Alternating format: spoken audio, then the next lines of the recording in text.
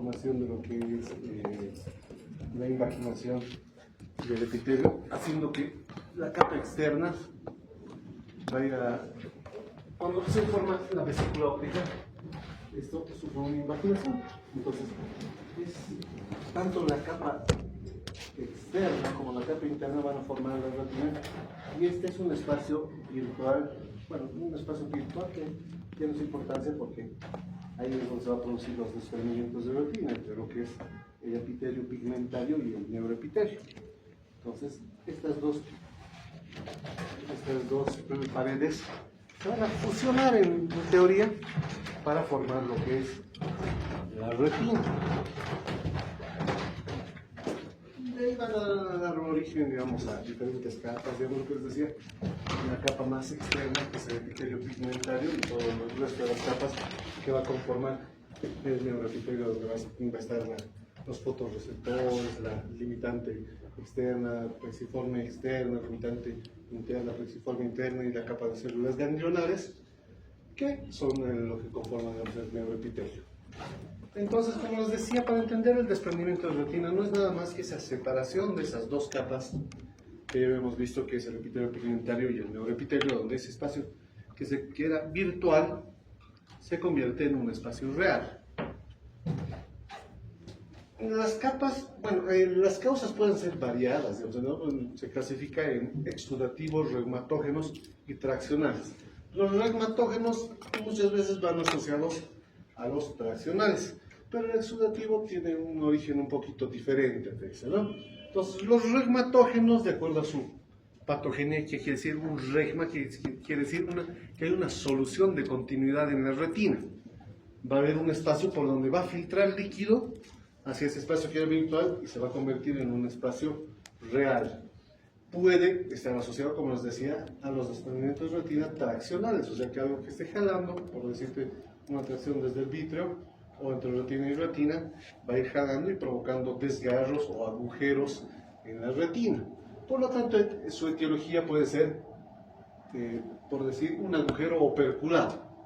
¿Qué quiere decir? Que en la retina va a haber una solución de continuidad, pero esa solución de continuidad va a quedar flotando en el vítreo, porque ha sido, o ha jalado el vítreo y lo ha logrado romper completamente.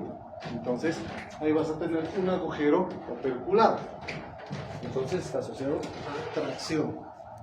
Puede haber desgarros en la herradura, que digamos, igual de la misma manera, la retina ha sido jalada, pero no se ha llegado a romper completamente.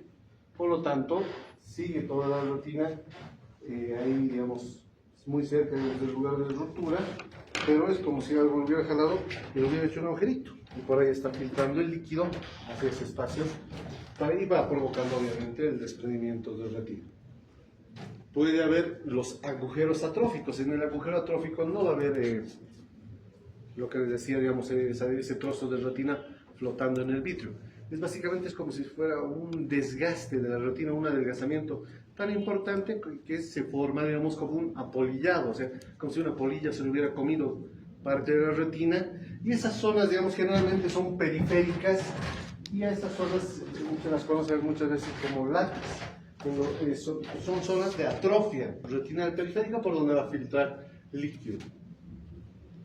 Y los desprendimientos de retina que ocurren en la inserción más anterior de la retina. La inserción más anterior de la retina se encuentra por detrás del cuerpo ciliar, de la pars plana, a nivel de la estructura que sería la ora serrata. Se llama ora serrata porque más o menos es como entonces, estas situaciones ocurren generalmente más en pacientes miopes altos. Un paciente miope alto es un ojo grande y la retina queda como que a tensión.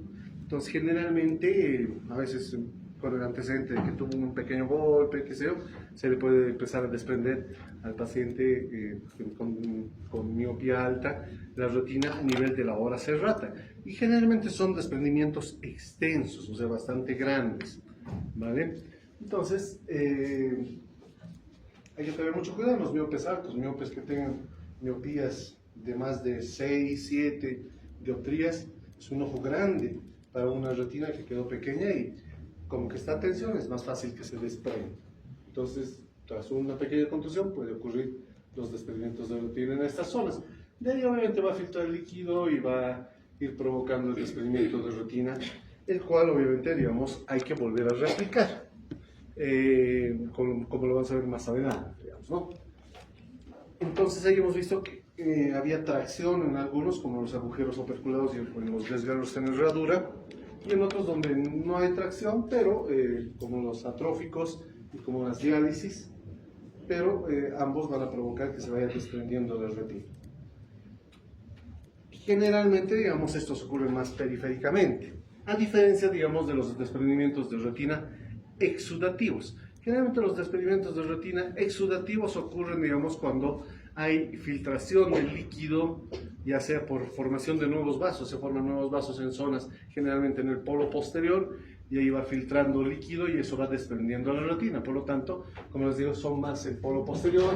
Generalmente hay una enfermedad de base, ya sea hipertensión, eclampsias, preeclampsias, puede ocurrir en patologías propias de la retina como degeneración macular y otros, pero es más en polo posterior. No existe soluciones de continuidad, no existe desgarros, ¿ok? En los desprendimientos de retina exudativos. Por lo tanto, el tratamiento es igual, tratar la patología de base. Si digamos es una eclántica, preeclántica, es obviamente controlar, sacar el producto, controlar la presión, todo esto. Si es hipertensa, igual de la misma manera controlar la hipertensión. Si es degenerativo, obviamente, digamos, ir controlando los procesos oxidativos, digamos, que puede presentar el paciente, como lo vamos a ir viendo más adelante. Como les decía, los traccionales están asociados a desgarros, ya sea los desgarros en herradura u otros.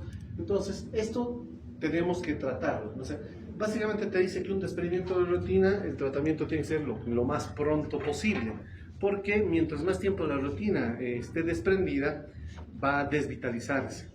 Entonces, generalmente hemos dicho que los desprendimientos de retina hay que tratarlos ayer, o sea, mientras más antes, mejor.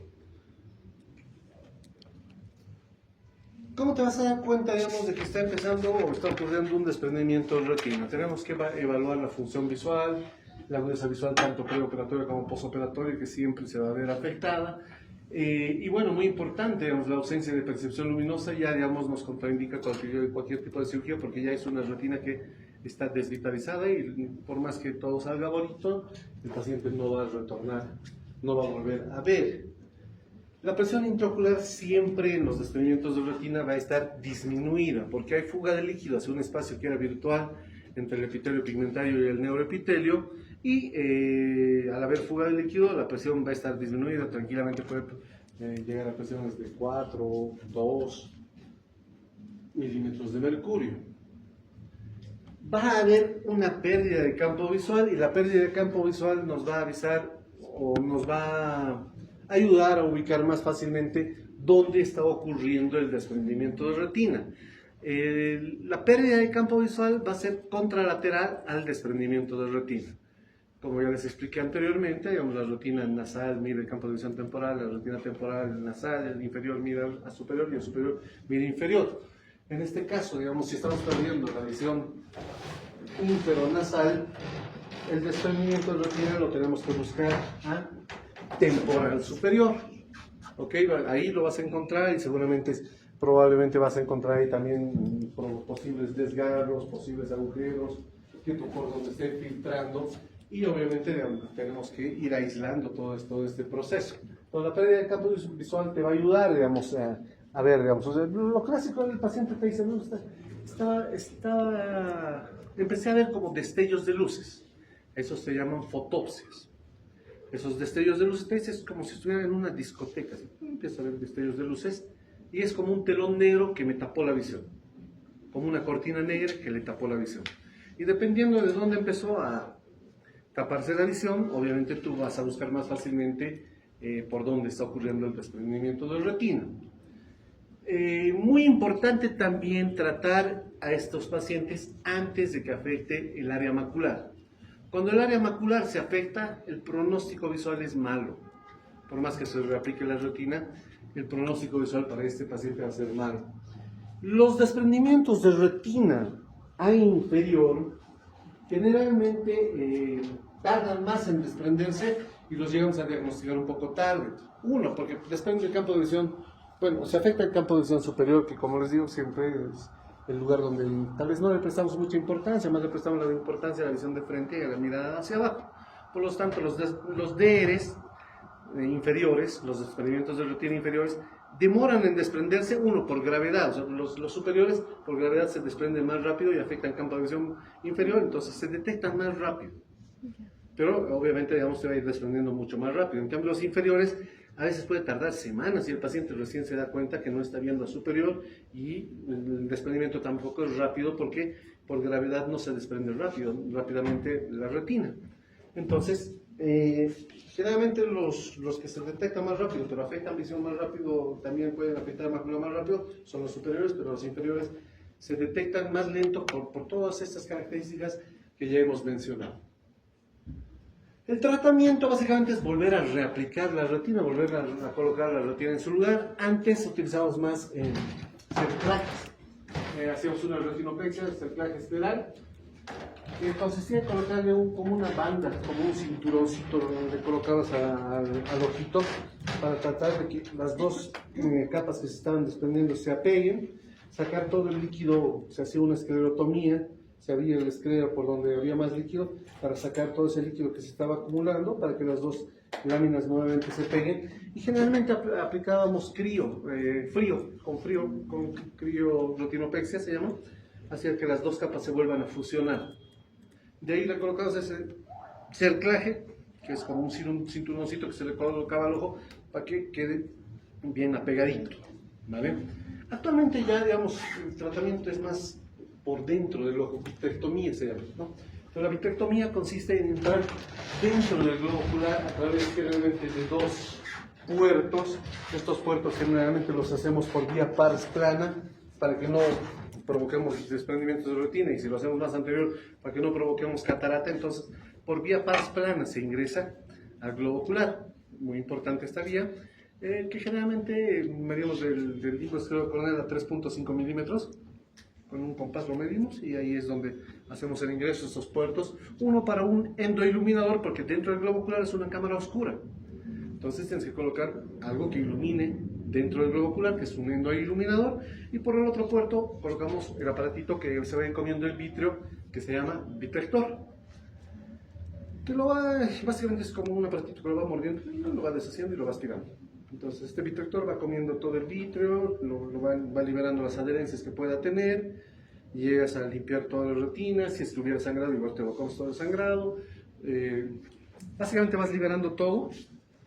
De ahí ya, una vez que no hay tracciones, ves que ya no había nada que esté jalando la retina, una vez que ya esté libre, le aplicamos nosotros, sacamos el vitrector y por el puerto le aplicamos gas, que generalmente es perfluorcarbón. Este gas se expande. Ya al expandir, reaplica nuevamente la retina en su lugar. Muchas veces tenemos que colocar, para sujetar la retina nuevamente en su lugar, hacemos el intercambio de gas por aceite de silicón, inyectamos aceite de silicón que va a ir a reemplazar al vítreo. Y en los lugares donde vemos que, digamos, hay desgarros, un endoláser, introducimos un endoláser y va disparando. Digamos aquí, ahí estás aislando toda la zona que no quieres que se desprenda. Si encontraríamos periféricamente desgarros o agujeros, alrededor de eso hacemos láser. Es como colocarle tachuelas para que no se desprenda. Entonces lo aíslas el desgarro y ya no va a poder filtrar por ahí, digamos, líquido para que no se vuelva a desprender la retina. ¿Vale? Obviamente, digamos, todos estos procedimientos, el láser provoca inflamación, el aceite de silicón es cataratogénico, o sea, generalmente ya no le dejamos el cristalino, lo sacamos, digamos, le hacemos igual una facoemulsificación antes de la cirugía de vítreo, porque pasados unos meses igual se va a opacificar el cristalino, porque ya les digo, el aceite de silicón induce a que el cristalino se opaque. Entonces, para no entrar nuevamente, ya previo se hace igual una facoemulsificación. Generalmente, digamos, la cirugía consiste en facoemulsificación, una vitrectomía, reaplicación de la retina, endoláser. Entonces son varios procedimientos que se tienen que realizar en estos problemas de retina. ¿Ok? Entonces, bueno, reaplicas la retina, colocas en su lugar, aplicas láser para los lugares donde hay desgarros, aíslas todo el proceso y bueno, hay que esperar que no se vuelva a desprender y que recupere algo de visión. Ya les digo, muy importante, mientras más antes hagamos el tratamiento y no se afecte el área macular, ahí el pronóstico visual del paciente va a ser relativamente bueno. ¿Vale?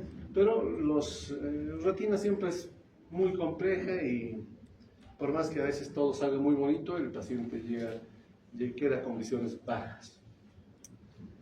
Entonces, igual tenemos que controlar el ojo contralateral, porque si ocurre un desprendimiento de retina en un ojo, puede ocurrir en el otro ojo, y más si es un miope alto, buscar desgarros retinianos periféricos, y de la misma manera, con láser aislar, digamos, con un jack láser o un láser diodo, podemos ir igual de la misma manera, aislando los desgarros, para tratar de que no ocurra en el otro ojo también el problema de desprendimiento de retina. ¿Vale? Entonces, ese sería el tratamiento para los desprendimientos de retina. Pero para los de exudativos, tratar la patología de base. Una vez que controles la patología de base, el líquido se va a reabsorber y se vuelve a reaplicar generalmente la retina. Dentro, digamos, de los problemas de la parte central de visión, vamos a tener la degeneración macular relacionada o asociada a la edad. Básicamente ese es el problema, o sea, digamos, cuando se afecta el área macular, perdemos visión central. Entonces el paciente te va a decir, yo lo veo, doctor, usted está ahí, pero no reconozco bien su rostro. Ya no puedo ni contar las monedas, no reconozco los billetes, no reconozco los rostros de la gente, ¿no? O sea, se va afectando la visión central. No es de la noche a la mañana que se afecta, la degeneración macular asociada o relacionada con la edad, como su nombre lo dice, muchas veces por el paso de los años, por un proceso oxidativo. Generalmente afecta el epitelio pigmentario, la membrana del Bruch y la coreocapilaris, pero en el área central, provocando una disminución de la visión central que se llama escotoma central. Las afectaciones de la mácula te van a dar escotomas centrales. Un escotoma es pérdida de campo de visión. ¿Ok? En el glaucoma van a ser escotomas arcuatos, periféricamente se va afectando primero visión. Pero no, acá se afecta primero visión central. ¿Por qué? Procesos exudativos, como te dice, la edad avanzada. O sea, un paciente con mayor edad va a tener mayor riesgo de desarrollar posiblemente este problema. Predisposición genética, afecta de visión más a mujeres, a europeos. Pero más importante tal vez sería, digamos, exposición a la luz, digamos, pacientes de raza aria, europeos, todo eso. Acá, digamos, como hay mayor radiación ultravioleta, se van a ver más afectados. Acá como tenemos nuestro iris un poquito más cafecito, e incluso la mácula un poco más pigmentada, más café, hay mayor cantidad de melanocitos que te van a ir protegiendo de estos procesos oxidativos. Deficiencias dietéticas, tabaquismo y hipermetropía, pero yo te digo, los factores, digamos, degenerativos, oxidativos, bueno, son los que van a provocar más este tipo de daño. Te dice que hay de dos tipos, uno no exudativo y el otro exudativo. El más frecuente no exudativo, afortunadamente, porque el que te baja más visión es el exudativo. Como ya habíamos dicho, los DRs exudativos, ¿no? Si hay salida de líquido, se va a desprender la retina también en la parte central. Puede ser una complicación, digamos, de degeneración macular asociada a la edad de tipo exudativo. Los no exudativos, básicamente es un problema degenerativo, eso es como si envejecería la pantalla y va a haber lugares donde obviamente se va a ir afectando.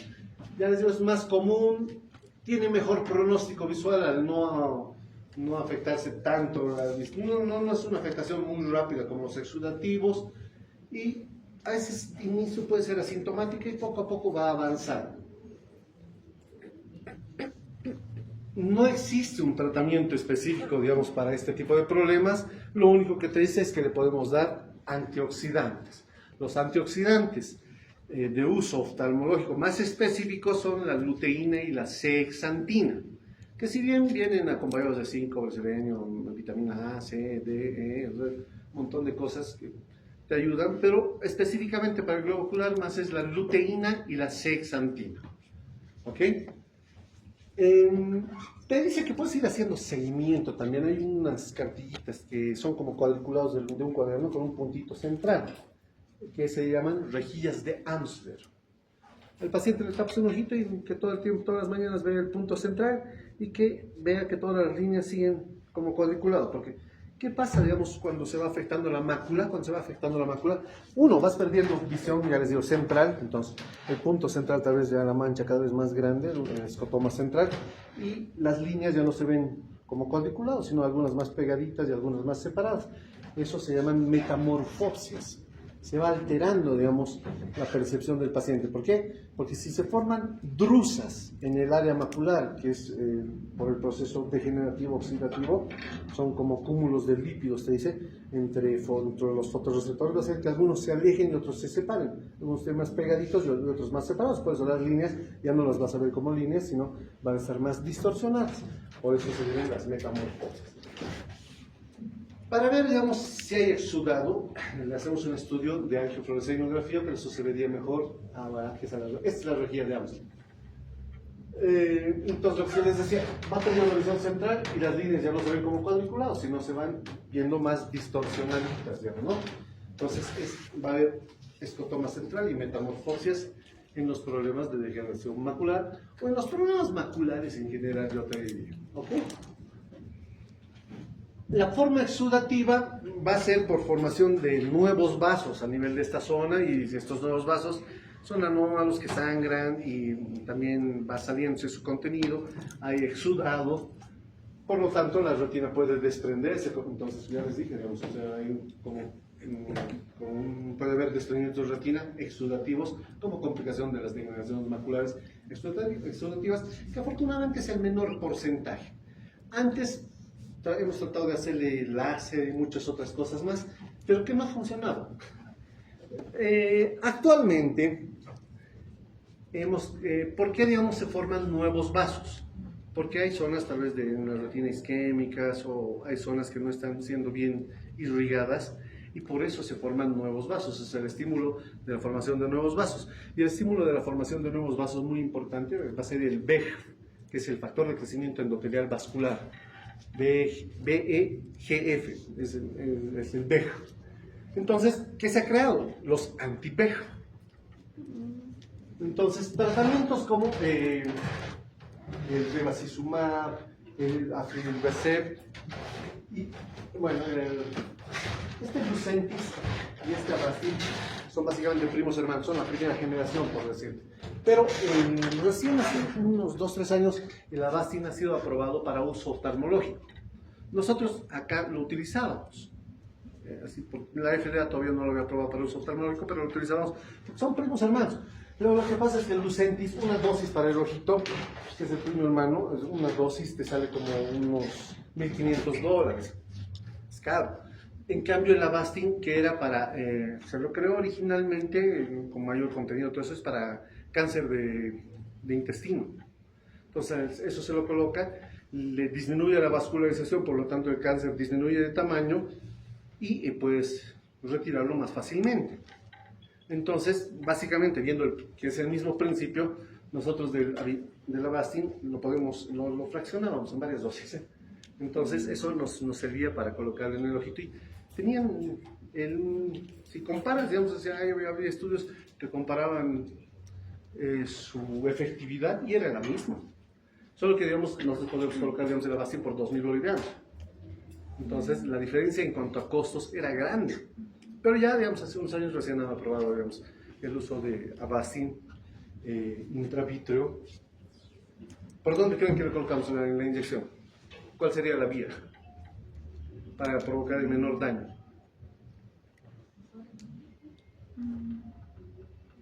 Es en el ojo, tienes que colocar en el ojo, pero... ¿Ah? ¿Muscular? No. Es en el ojo, tienes que pincharle en el ojo. Por el mismo lugar donde se entran los puertos para la vitrectomía. Por vía parasplanal. Entonces, vía parasplanal inyectamos los antiangiogénicos intravítreos. ¿Vale? Entonces... y bueno, este ya de la ILIA es de última generación, es un poquito más efectivo. Si vas viendo que no funciona, no va mejorando con la Avastin, utilizamos, pero igual la ILIA es carísimo. Entonces, siempre se ve costo-beneficio. Entonces, eso es lo que les decía. Aquí está, digamos, terminando. Este es el cristalino, la zónula. Aquí está llegando a la pars plicata, donde se encuentran también los procesos ciliares. Aquí se insertan las zónulas. Y más adelante está la pars plana. Esta es la pars plicata, que es como un triángulo. Entonces, esta es la pars plana, y aquí estaríamos más atrás la hora cerrada. Entonces, por esta vía es por donde colocamos el puntacito. Si lo harías muy adelante, podrías rasgar la cápsula del cristalino y provocas catarata. Si lo haces muy atrás, pues al inyectar puedes desprender la retina. Entonces, 3.5 minutos, ¿me medimos ya? Con confianza colocamos. ¿Ok? Entonces ahí colocamos el pinchacito. Es colocar anestesia, se le coloca un aparatito que es el blefarostrato, que lo mantiene al globo abierto, un poquito más de anestesia, hace limpieza, profilácticamente puedes darle un antibiótico, un buen antibiótico, puede ser cipro, moxi, fluoxacino, previo unos 2 días antes, y se coloca. Es como un piquetito de abeja. Los pacientes un ratito, listo, ya acabamos, listo. Y sana y aparchadito y listo. Tranquilos, ¿listo? Cuando el problema ya está avanzando, digamos, cuando ya se ha establecido la degeneración macular, ya hay lesión, entonces, ¿qué sucede con el paciente? Digamos, generalmente se ocurre pacientes de edad avanzada, por eso se llama degeneración macular asociada a la edad, ¿no? Pero a veces son viejitos que todavía quieren leer algo, o tal vez es esa viejita que se reúne con sus amigas y quiere jugar cartas. Entonces tienes que darle ayudas visuales para baja visión. Esto incluso es un campo, digamos, de la oftalmología, existe, digamos, como subespecialidad, baja visión, donde uno, digamos, los pacientes con glaucoma pierden campo de visión, entonces hay lupas que aumentan un poquito el campo de visión, o incluso ahora, digamos, magnificadores de imagen, lupas, telelupas, hay muchas alternativas, pero lo que se busca es tratar de darle la mejor calidad de visión al paciente. Hay ayudas ópticas y hay ayudas no ópticas, pero lo que buscan, digamos, es tratar de darle un poquito más de calidad de vida al paciente. Por ejemplo, ese paciente que, digamos, quiere marcar el celular, hay teléfonos con números más grandes. O, digamos, quiere jugar cartas, entonces hay cartas con letras A más grande, la J, los números más grandes, para que el paciente pueda un poquito más reconocer, darle mejor calidad de vida, porque es bastante complicadito, digamos, ¿no? Entonces, vas a tener, digamos, magnificadores de imagen con mejor iluminación, mejor contraste. Como os digo, hay ayudas ópticas, no ópticas. Incluso ya en el celular hay programas con el Fairview que te magnifican el tamaño de imagen. Entonces, tú no distingue algo y le colocas su celular y ya más grandecito lo nota. Las letras, todo eso. Entonces, le permite, digamos, tal vez un poquito desenvolverse de mejor manera. Eso es lo que se busca con las ayudas de baja visión. ¿Ok? Tenemos patologías como la retinosis pigmentaria. La retinosis pigmentaria es una patología degenerativa que generalmente se presenta o va mostrándose, va desarrollándose, te dice, después de pasar a la adolescencia, a los 20 años, 30 años más o menos, el paciente lastimosamente inicialmente va perdiendo visión nocturna y posteriormente va perdiendo la visión. Lastimosamente tienen un componente genético. Y lo que tú vas a observar en este tipo de pacientes son 3 características importantes. 1, hay atenuación arteriolar, o sea, las arterias van a ser más delgaditas. Va a haber estas zonas degenerativas, digamos, de la retina que se llaman espículas óseas. Y en el disco óptico va a haber palidez del disco óptico. Entonces, palidez del disco óptico, vasos arteriales, atenuación arteriolar y espículas óseas, en relación a una retina normal.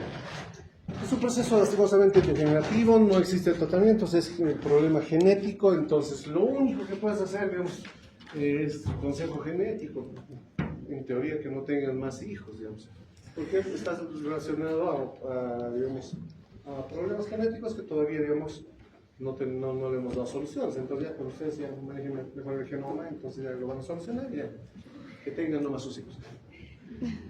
Va perdiendo la visión, inicialmente nocturna y posteriormente te va afectando el campo de visión y te les lleva incluso a la ceguera. Entonces espículas óseas, atenuación arteriolar y palidez del disco. Retinoblastomas. Los retinoblastomas son tumores malignos de los recién nacidos que lastimosamente son altamente infiltrantes, son tumores de la retina que avanzan a través del nervio óptico y pueden llegar incluso a comprometer la vida del paciente. Te dice que es por mutaciones genéticas y ya sea, digamos, cuando se está formando el bebé o incluso desde mucho más antes.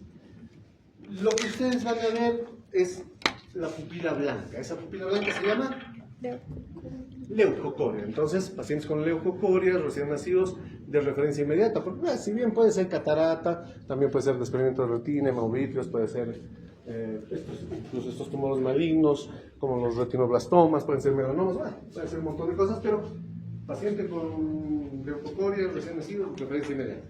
Puede afectar un solo ojo, como que también puede afectar ambos ojos. O incluso se conoce como tercer tumor a los pinealomas. ¿Vale? Entonces, esto ya es cuando hay una infiltración importante. En fases muy iniciales, o sea, ni bien nace el bebé, tal vez tenga este problema, se puede hacer cobaltoterapia, una terapia localizada del tumor, tratando de eliminar las células cancerosas. Si es que se detecta un poco tarde, 2, 3 años, lastimosamente incluso hay que sacar el globo ocular, hay que hacer evisceraciones, enucleaciones, o incluso si ya están afectadas las paredes óseas, exanteraciones. Entonces es un tumor maligno altamente infiltrante que hay que tratar de detectarlo lo más pronto posible, porque incluso hasta puede comprometer la vida del paciente. ¿Ok?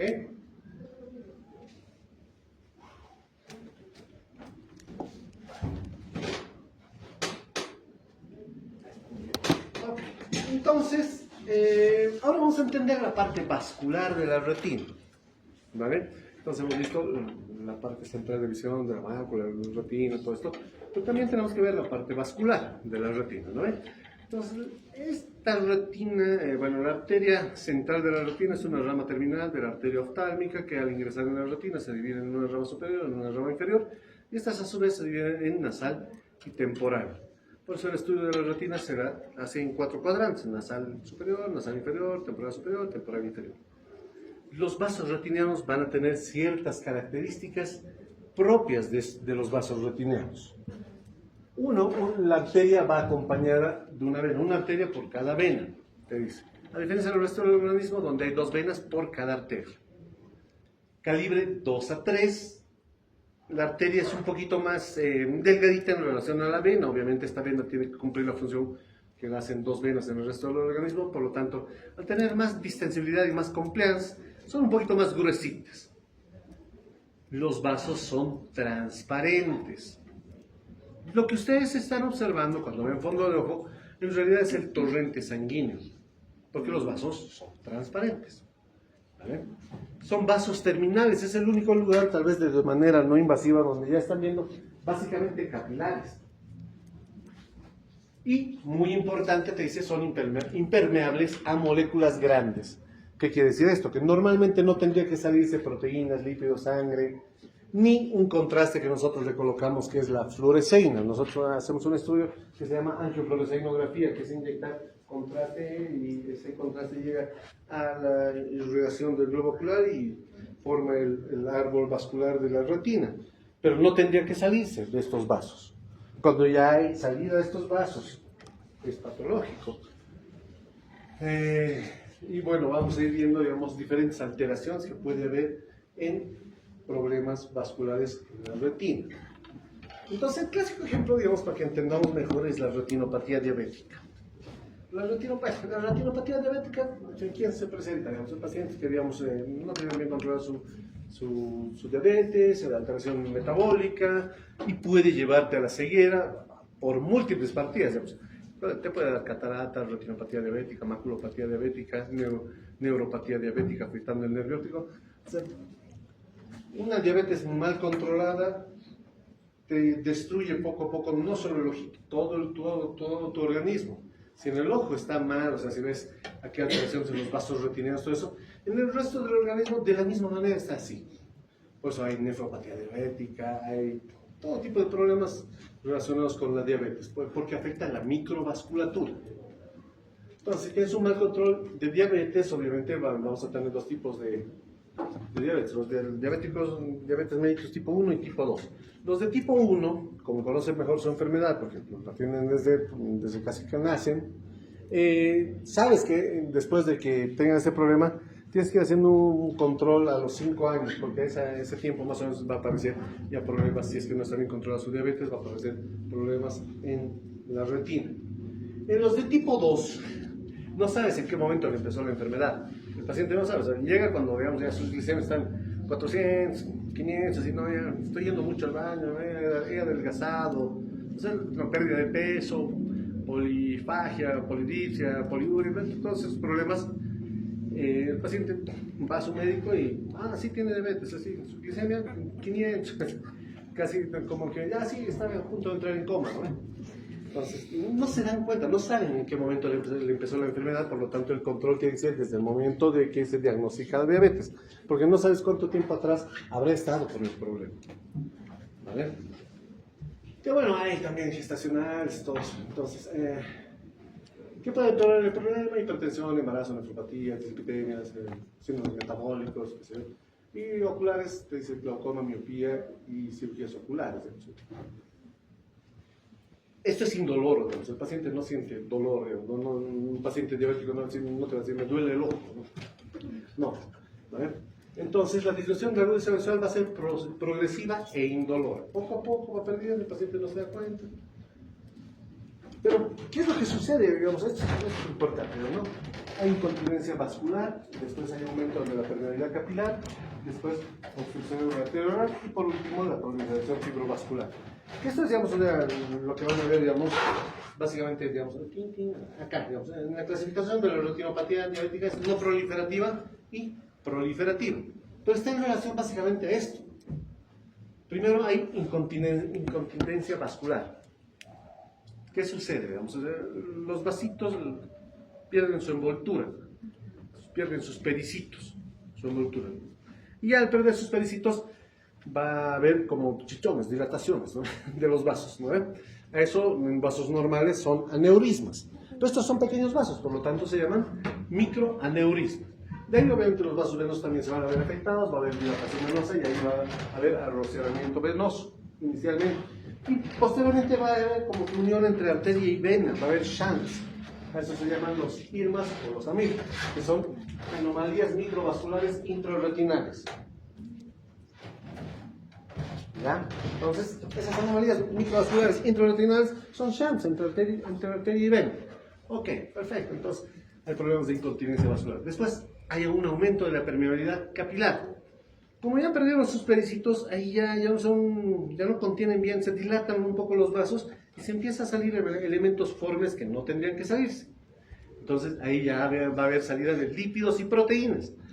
Cuando se salen los lípidos y proteínas, te van a formar estas manchas medio amarillitas, así, que son en realidad exudados duros. Entonces también se sale líquido, va a haber edema, ya. Pero también se sale sangre, entonces va a haber hemorragias retinianas. Estas hemorragias retinianas se ocurren en la capa de los núcleos, van a ser hemorragias en punto. Entonces se ocurre en el sangrado en la capa de axones, va a seguir como estas, va a seguir el trayecto de los axones como en llama, por eso se llaman hemorragias en llama. Y acá, digamos, cuando son en capas nucleares son hemorragias en punto. ¿Ya? Entonces, por la salida de sangre, por la salida de lípidos y proteínas. Y ahí, en la diabetes, por la mayor agregación plaquetaria, todos estos problemas, va a haber obstrucción de los vasos. Entonces, tras la obstrucción de los vasos, distal a la obstrucción de los vasos, va a haber isquemia. Ya no va a llegar sangre a los tejidos distalmente. A esas zonas donde no hay perfusión, no se nota muy bien, pero se ven como manchas blanco-algodonosas. Y es ahí, en estas manchas blanco-algodonosas, donde se forma este factor de auxilio. En realidad el BEG es como que me estoy muriendo, la retina dice, me estoy muriendo. Entonces manda su señal que es el BEG, que es el factor de crecimiento endotelial vascular. ¿Para qué? Para tratar de formar nuevos vasos y que esos vasos le manden irrigación. Pero lastimosamente estos nuevos vasos son vasos anómalos que se rompen fácilmente. No cumplen adecuadamente una función. Por eso es como que una mala señal. Pero bueno, la isquemia va a ser, en estas zonas de isquemia, ahí es donde se forman estos factores de crecimiento endotelial vascular. Y eso va a hacer que se vaya formando nuevos vasos. Va a haber neovascularización, ahí va a haber proliferación de estos nuevos vasos y lastimosamente estos vasos se rompen, sangran y van liberando no solo sangre, puede haber sangre in vitro, en retinas, debajo de la retina, pero también liberan fibrina y esa fibrina va a hacer que entre la retina y el vítreo o entre retina y retina se adhieran. Y después se empieza a contraer la fibrina y empieza a jalar la retina y empieza a desprender la retina. Y como fase final de una diabetes mal controlada está el desprendimiento de retina. Que no solo se queda ahí lastimosamente, sino estos factores viajan a través de toda la úvea.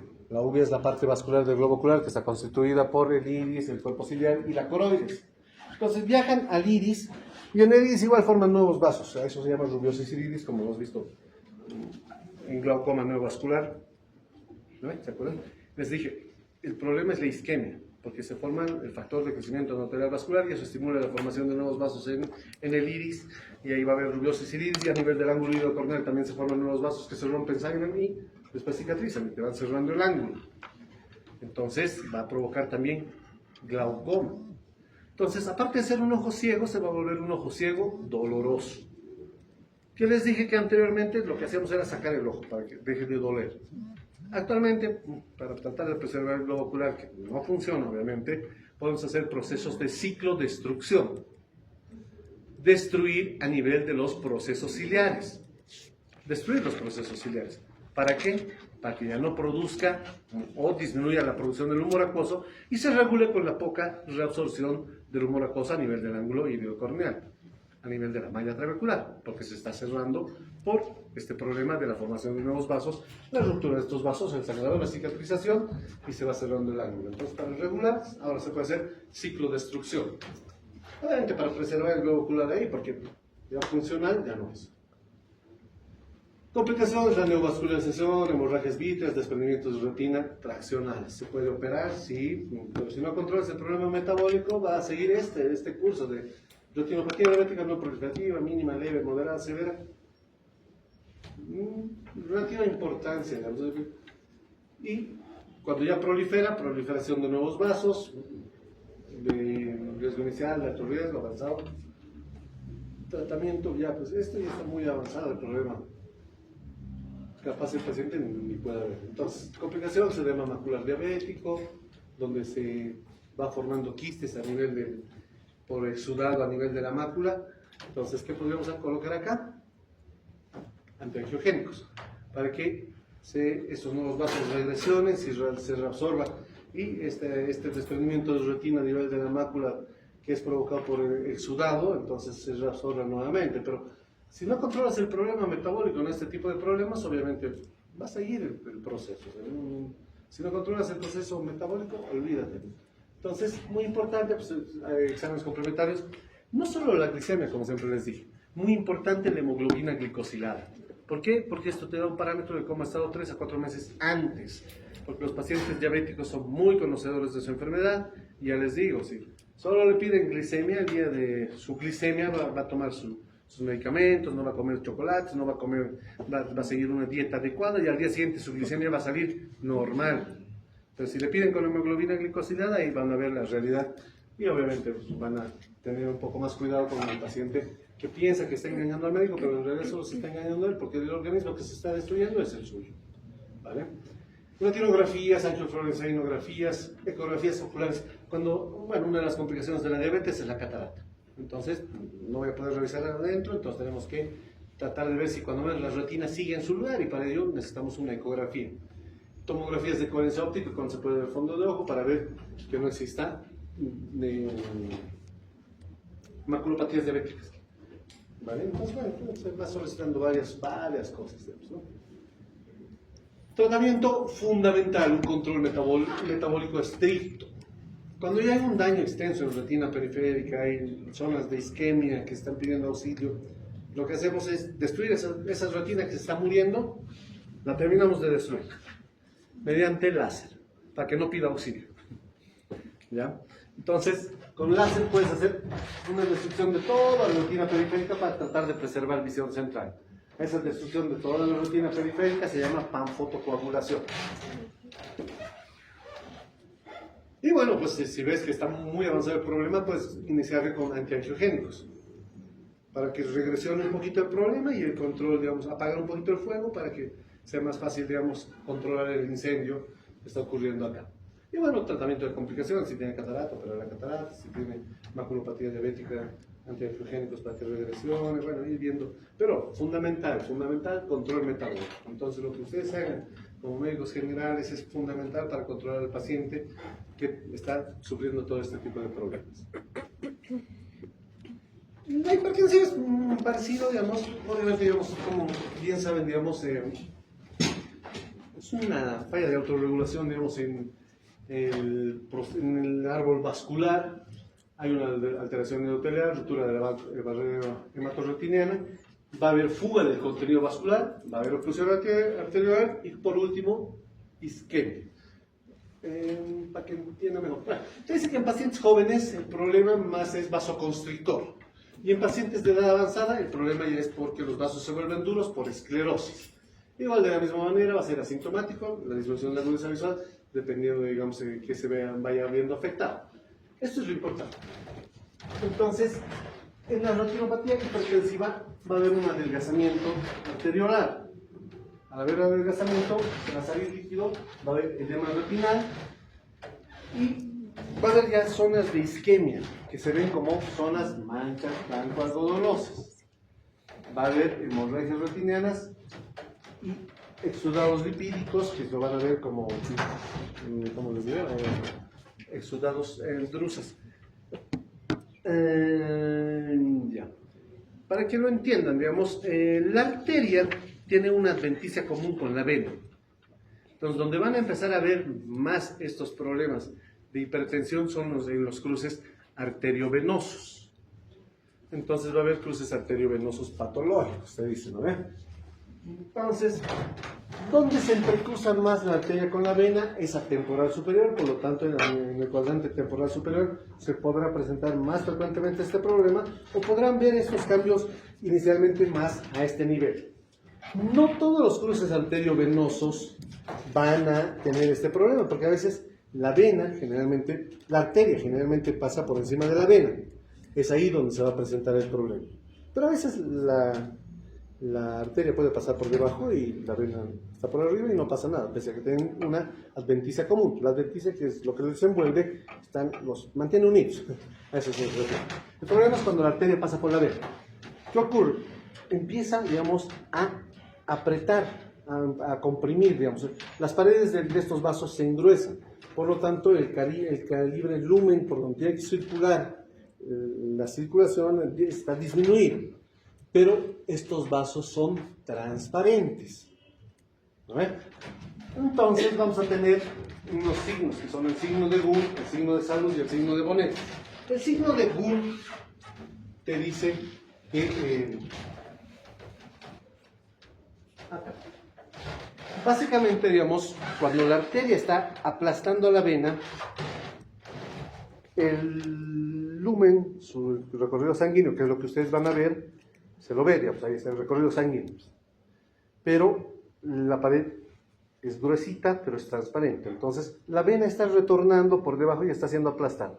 Entonces, pareciera que la vena está discurriendo y desaparece. Y ahí aparece el torrente sanguíneo de la arteria y después de un trocito, nuevamente recién aparece la vena. Entonces, hay un entrecortamiento de la arteria a la vena, inicialmente. Ese es el signo de Gunn. El signo de Salus te dice que, como lo está aplastando, dificulta su retorno de la vena. Entonces, al llegar al cruce arteriovenoso, ya hay deflexiones de la vena.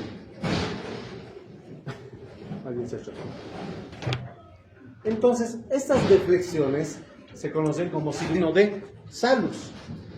Y como hay éstasis, está dificultando el retorno a nivel de la arteria y la vena, va a empezar a salirse proteínas y sangre a nivel del cruce arteriovenoso.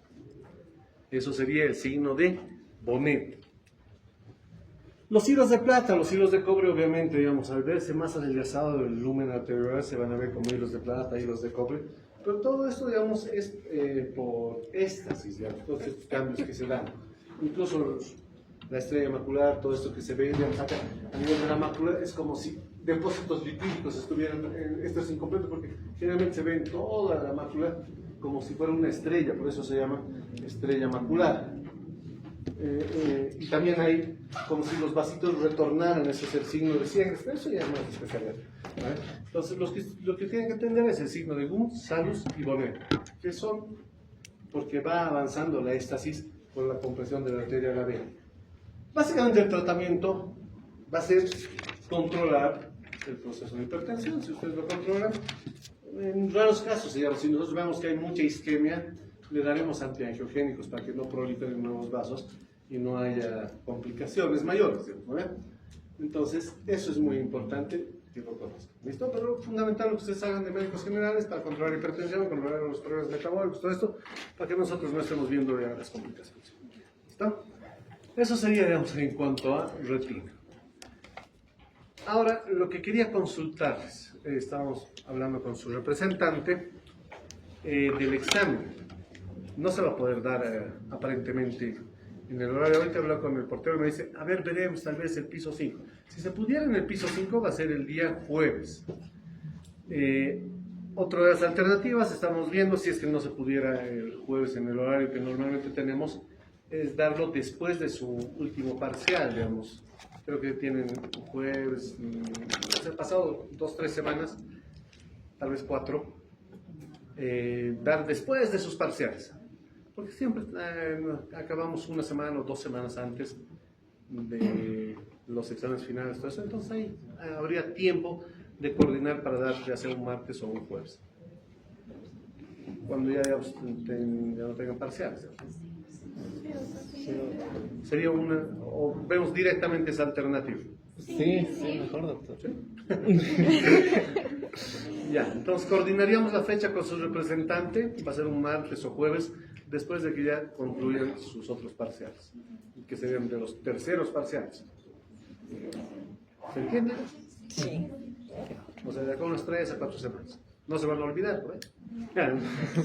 Pues los temas que hemos visto no se van a olvidar.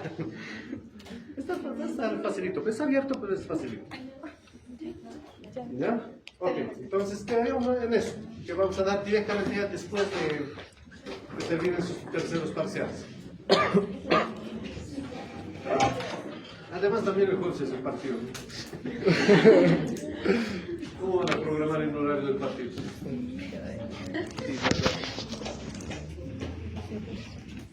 Todos van a estar nerviosos.